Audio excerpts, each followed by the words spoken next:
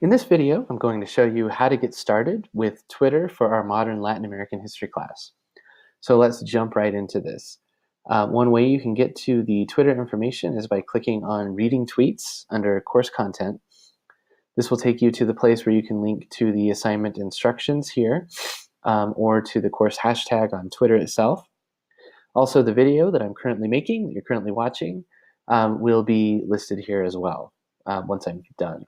So if you click this link, it will open in a new tab. I'm going to go over to it, this document, the Reading Tweets assignment itself.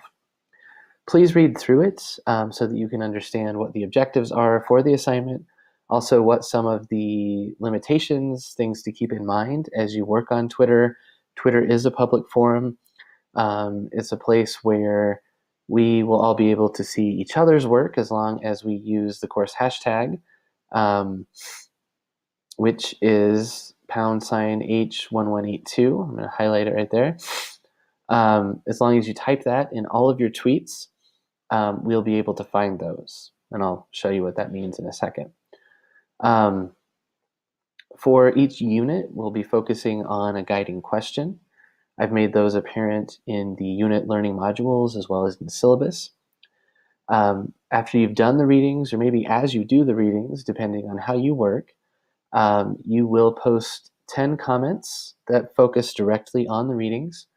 Once you're done with those 10 comments, you'll then post at least 5 replies to classmates or to me, or some combination of both, right? They don't all have to be to the same person. It's okay if they're not. It's better to have a variety of replies to different people. I'll be in those conversations as well. That means that for each of our course units, you'll be posting at least 15 tweets. Tweets are short, so it's not too onerous, but you could think of this as a way of taking notes as you read with the guiding question in mind. So for Unit 2, for example, the guiding question, as you'll see, is the one I just highlighted. It talks about how colonial era institutions shaped the process of independence in Latin America. All of the readings that we'll be doing will relate to those themes in one way, shape, or form. Some of them will be about colonial institutions. Others will be about Latin American independence. So you'll have to put those together to think about how they help us answer this question about the relationship between those two things. So in your tweets then, when you talk about specific items from the readings, you'll want to make sure that you explain this thing that I pulled out of the reading about Simón Bolívar as the liberator of South America and the independence movements relates to this question because he's one of the independence era leaders.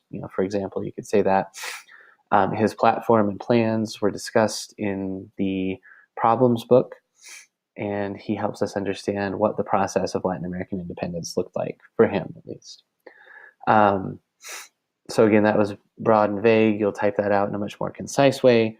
You don't necessarily have to directly cite all of the readings in your tweets because there isn't a lot of space.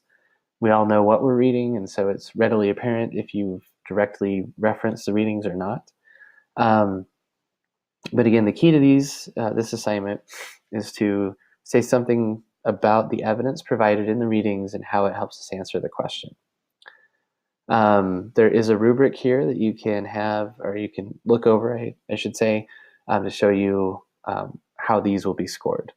All 15 will be scored together for a total of 50 points possible per Reading Tweets assignment. Also, these are always due on the first Sunday of each unit. Unit 1 is a little bit of an exception, so please do keep that in mind. Unit 1, you're only required to post 10 tweets total, and they focus on the question of how do we define history and what is historical thinking. As is noted somewhere, I thought it was in here, I'll have to add it. This pattern that I've just discussed here, the total of 15 per unit, applies to units 2 through 5. Okay, so how do you do this thing called tweeting? I'm going to show you in a new tab how to set up a Twitter account. If you already have a Twitter account, you may want to create a separate account for class so that we're not all seeing what you tweet in your personal Twitter account. You can still use your personal Twitter account. That's just totally up to you. Do be aware, though, that even though we're not required to follow each other, you're not required to follow me, we will be interacting with each other on Twitter via the hashtag. That means that people will be able to click on your Twitter handle and see everything that you've ever posted on Twitter. So do keep that in mind. That's the way Twitter works, for better or worse.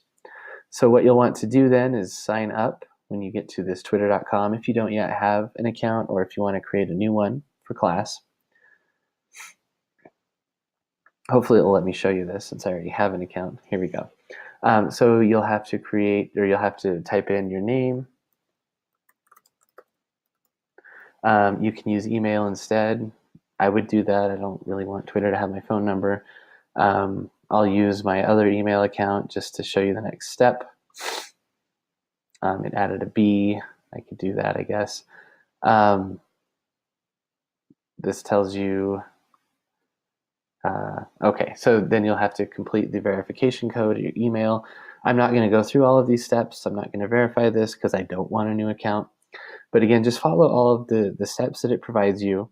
Make sure that you set your account to unprotected. If you have your account set to protected, then only the people that you approve will be able to see your work on Twitter, which means that the rest of us won't be able to see your work.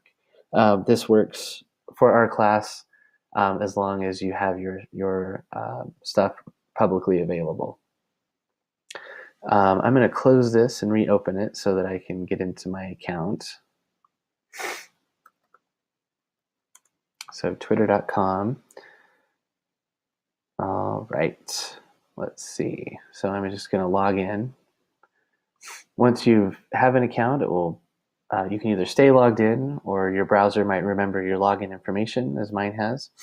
So I just click login. There are a lot of things you can do to personalize your page. Excuse me, allergies.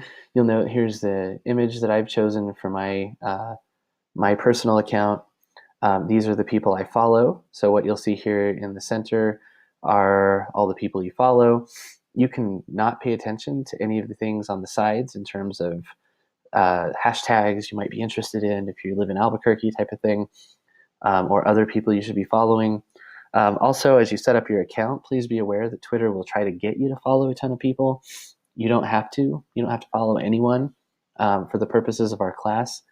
What you do need to be aware of is this search feature. So again, once you're in here, if you're not following anyone, you won't see anything there. That's not a problem. You will be able to go up here and type in the course hashtag. So remember, that is pound H1182. And then you can hit enter or click the little magnifying glass. And here you'll see the course hashtag search. So what this is doing is it's showing us anything with this H1182 in it. It's showing us the top results. I honestly don't quite know what that means. If you click latest, you will see everything in order from most recent to oldest. So you'll note that I've posted a couple of things between the spring term and now. Scrolling down, you'll see the links to students from last term, their final projects. You can see different things that we posted to each other so that you can get a sense of what we do on Twitter. Please do note that last semester there was no guiding question. That's a new thing. I've redesigned the course a little bit. So that's something you'll need to focus on for our class. So this again is how you'll see what other people in class are posting.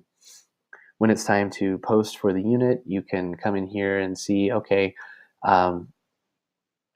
here's what the instructor is saying. If you want to reply, you click this little speech bubble, and then it brings this kind of thing up, and you can type your reply here. Then remember to type the course hashtag. You'll notice after I hit the pound sign and then started typing with no spaces, it turned blue. When I post tweet, it says that the tweet has been sent. Where did that go?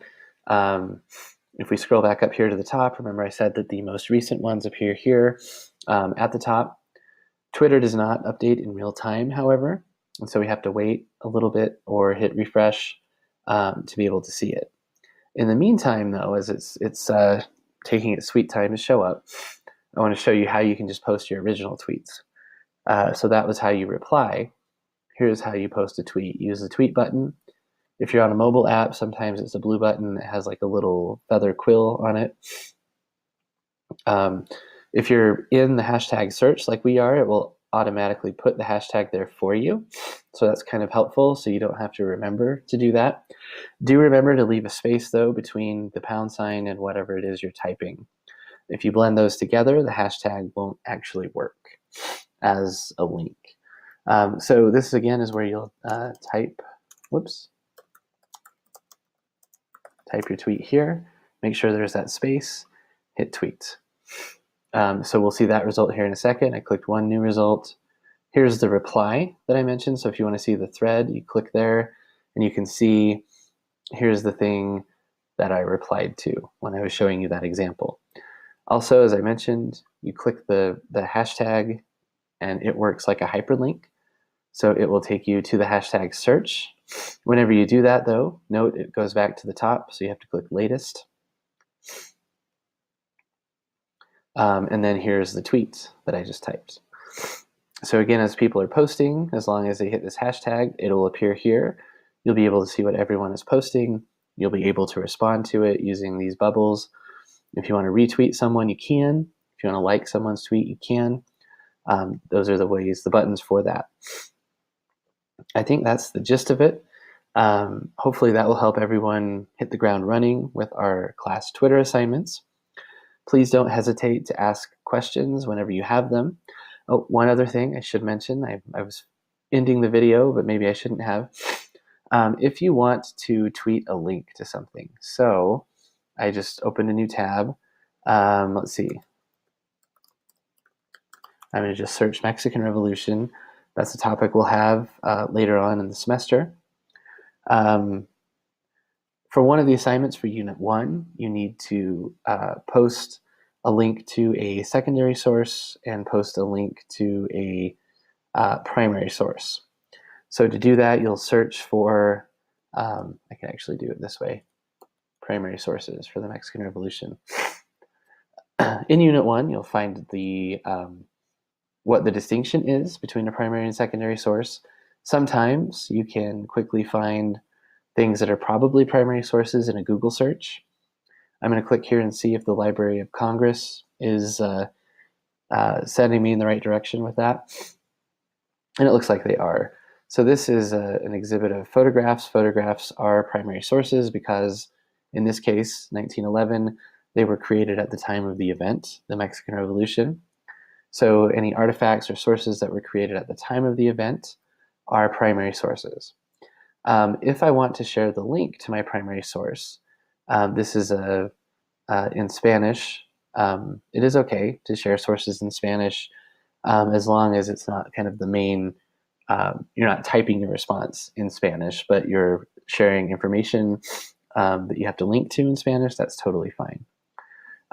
This tells us about this collection of primary sources, and so for our purposes, I'm going to hit Control-C. I've highlighted the URL up here. Control-C or Command-C on a Mac. And then I'm going to go over here, and to tweet that, I'm here in the course hashtag, and then I just do Control or Command-V, and you'll notice there's the URL. And so I could then type, to explain what this is, link to a primary source on the Mexican Revolution. And I misspelled it, so I'll fix that real quick. All right, so I've got the hashtag, I've got a link, I hit tweet, and that's how I can share links with others. Again, that's not always required as an assignment, but it's something you can do, especially if you find current events or interesting information about Latin American history. I'd love it if you shared it with all of us. I will do that from time to time.